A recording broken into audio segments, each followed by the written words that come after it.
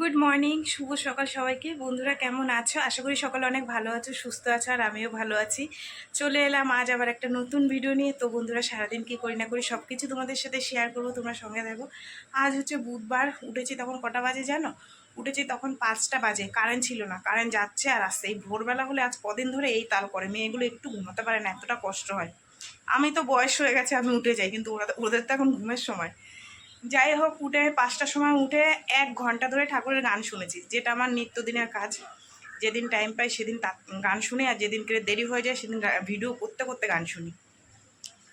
উঠে ঠাকুরকে প্রণাম টনাম করলাম, করে তারপরে 1 ঘন্টা ধরে গান টান শুনে তারপরে নাইটি চেঞ্জ করে বাড়িঘর ঝাড় দিয়ে এই মুখ টুক ধুয়ে এলাম।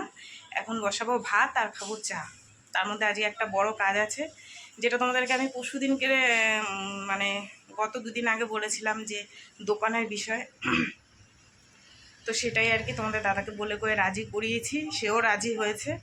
আসলে কি বলো তো, দেখো আমরা তো মানে আমাদের কাছে সবসময় তো টাকা পয়সা থাকে না, দিন আনা দিন খাওয়া লোক আমরা, ঠিক আছে? তো তোমাদের দাদাভাই আমাদের যে লোনটা চলছিল, ওই লোনটা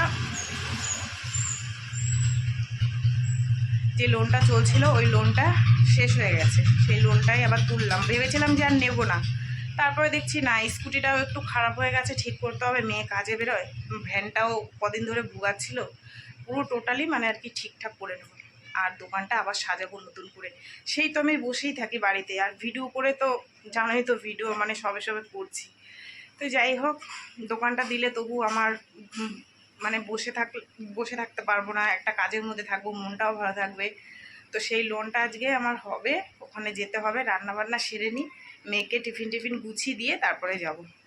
আমাদের মতন গরিব মানুষের লোন ছাড়া উপায় নেই, ঠিক আছে?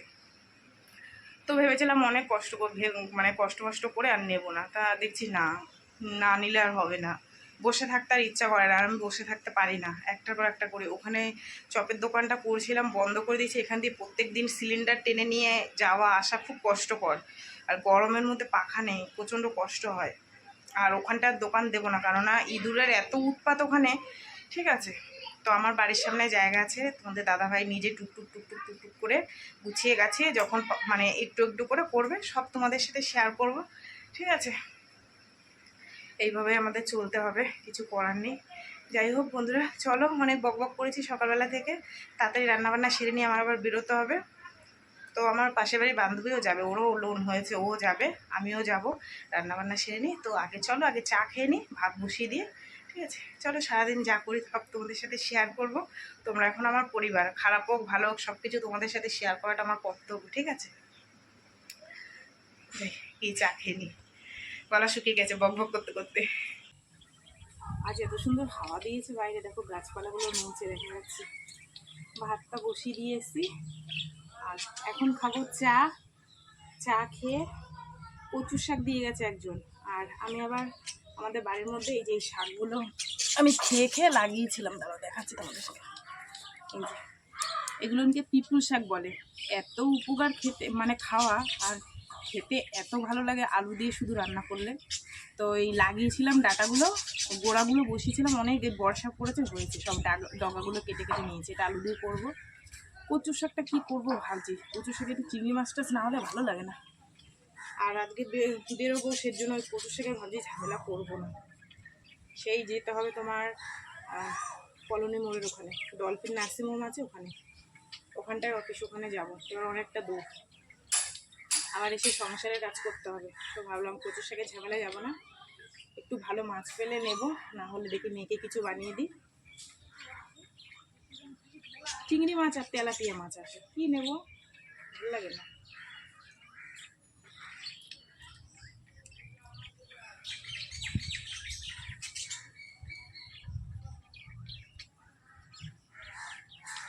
আগে গরম দেবে, এখনই বোঝা যাচ্ছে।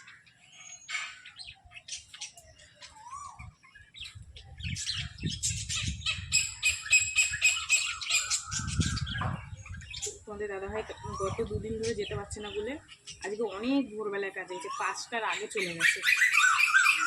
তারপরে আমি উঠেছি, কারেন্ট চলে গেছে পর। ভালো লাগে সকালবেলা উঠে ঠাকুর গানগুলো শুনি না, সত্যি দিনটা যত খারাপের মধ্যেই যাক না কেন খুব ভালোভাবে কাটে। আমার তো ভালো লাগে, সারাটা সারাদিন মানে কি বলবো, হাজার কষ্ট থাকলে তাও ভালো লাগে। পাখিগুলো দেখো কি সুন্দর ডাকছে,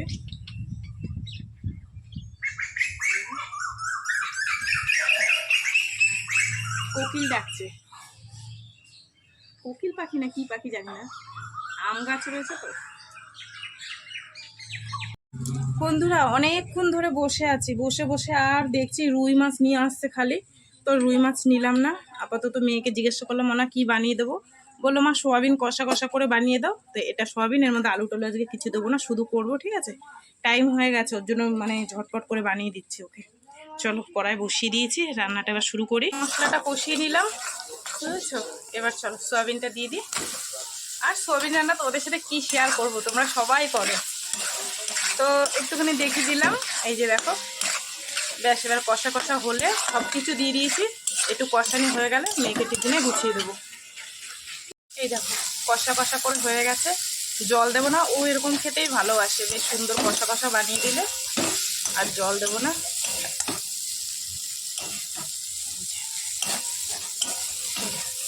হয়ে গেল, এই যে রেডি করে দিলাম টিফিন। সোয়াবিন দিয়ে দিলাম, কষা সোয়াবিন আর ভাত। এই যে মেয়ে রেডি হয়ে গেছে। আর এই যে চাকাটা এত ডিস্টার্ব করছে, চাকাটা ঠিক করতে মানে পুরো গাড়িটা সার্ভিসিং করতে হবে। তো আজকে যাক, দেখি এই সপ্তাহের মধ্যে করবো। সাবধানে যাবি, আস্তে আস্তে যাবি, হ্যাঁ গিয়ে ফোন করবি আমারে।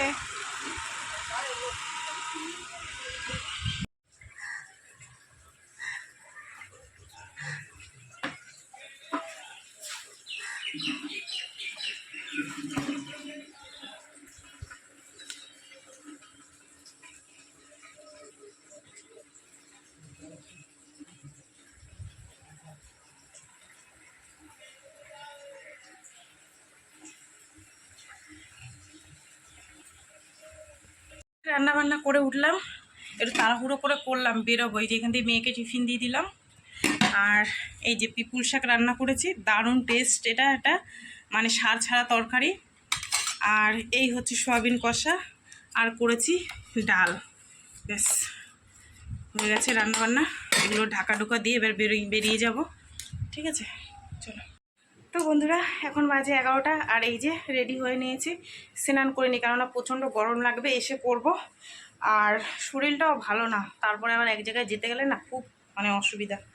যাই হোক রেডি হয়ে নিয়েছি, আর ডকুমেন্টসগুলো এই ব্যাগের মধ্যে নিয়ে নিয়েছি। চলো এবার বেরোবো, ঠিক আছে। এসে যেটুক যা কাজ আছে করে তারপর স্নান করে নেবো। এখন বাজে 1:10, এই এসে পৌঁছালাম। ফোন নিয়ে যাইনি, ফোনটা মেয়ের কাছে ছিল, যে ওর বাবা ফোন টোন করে কিনা সে কারণে, যেহেতু ও বাড়ি রয়েছে ওই কারণে। মেয়ে মানুষ একা বাড়িতে রয়েছে তো ওই কারণে ফোন তোর কাছে রেখে গেছিলাম। আর আমার তো কোনো এমনি ওখানে ফোনের দরকার ছিল না, সে কারণে নিইনি। এত গরম রাস্তায়, আর দেখো আমার কি অবস্থা চুলমুলের, মনে হচ্ছে ঝড় আমার মাথার উপর দিয়ে গেছে। একটা রাস্তার মধ্যে একটা জল নিয়েছি, বাপরে বাপ কি গরম। এখন এগুলো চেঞ্জ করে তারপরে হচ্ছে বাসন কুসন আছে ধোবো, জামা কাপড় মেলে রেখে গেছিলাম, বাসন কুসন ধোবো, রান্না জায়গাটা গুছাবো, ঠিক আছে। কাজে হচ্ছে গিয়ে 2:30। এই যে দেখো বাসনগুলো মেজে নিলাম, আর কলতলাটা ধুয়ে দিয়েছি, বাড়িঘরটা একটু ঝাড়টার দিয়ে দিলাম। এই যে একদম এখান থেকে ওই রাস্তা পর্যন্ত ঝাড় দিয়ে দিলাম, দিয়ে পরিষ্কার করে নিলাম। আর এই নাইটিটা ধুয়ে দিলাম, আর এই যে ব্লাউজটা ধুয়ে দিয়েছি, শাড়িটা ধুইনি, একদিন পরলাম ওর জন্য, ঠিক আছে। চলো, মহারাজ টান টান হয়ে ঘুম দিয়েছে, এই যে ঘুমাচ্ছে, ঘুমাক, আমি স্নান করে এসে খেতে দেবো, নাইলে ম্যামে করবে এখানে। আমার থেকে সুখী কে আর আছে, তাই না? একটু লেজটা ধরি, ও বাবা ধরি, একটু ধরি, একটু লেজটা ধরি। আচ্ছা ঘুম ঘুম করো, ওলে বাবালি ওলে বাবালি, আদর করতে হবে। এই স্নান করে আসলাম। পুজো তো তোমাদের দাদাভাইকে দিয়ে দেওয়াবো। সেই ভোরবেলায় কাঁথা মেলে দিয়ে গেছিলাম। এই কাঁথাটা জানো তো বৃষ্টিতে, এই যে মেয়েদের জামা কাপড় আছে, আর এই কাঁথাটা বৃষ্টিতে ভিজে গেছিলো, তাই সকাল সকাল সার্ফ দিয়ে ধুয়ে দিয়েছিলাম। এই যে শুকিয়ে গেছে।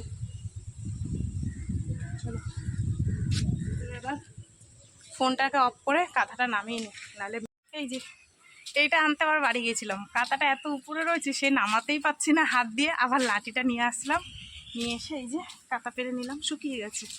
ঘরে নিয়ে সুন্দর করে ভাঁজ টাজ দিয়ে রেখে দিই। হাওয়াটা সেই লাগছে, সেই ও মন জুড়িয়ে যাচ্ছে। যাই হোক চলো যাই, দুটো খাওয়া দাওয়া করি গিয়ে।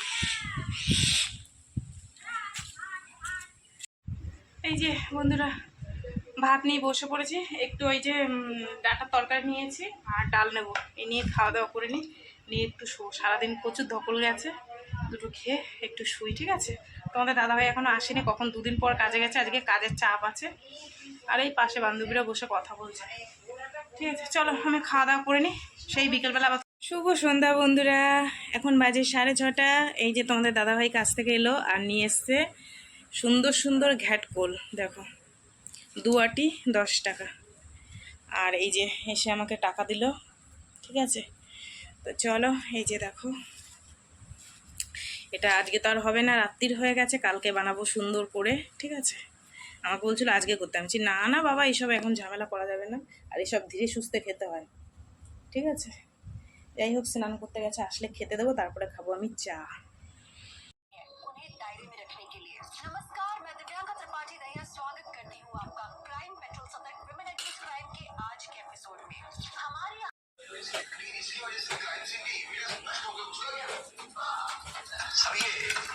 ये फॉरेंसिक की रिपोर्ट